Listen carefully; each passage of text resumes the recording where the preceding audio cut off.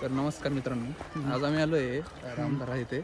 तर तुम्ही बघू शकता किती मस्त व्ह्यू आहे. हे तर बघा मी आणि माझे मित्र आम्ही इथं आज सुट्टी असल्यामुळे फिरायसाठी आलेलो. हां आम्हाला कळलं की खूप सुंदर असा हा परिसर आहे. हां तर तुम्ही बघू शकता, दाखवतो मी तिकडे दाखव. एकच मिनटं भावांनो.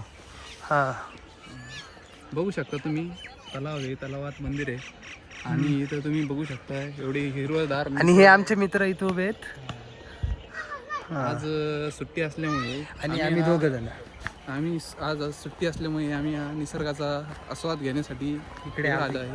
आणि तुम्ही पण मित्रांनो इकडे येऊ शकता. खूप मस्त हा परिसर आहे.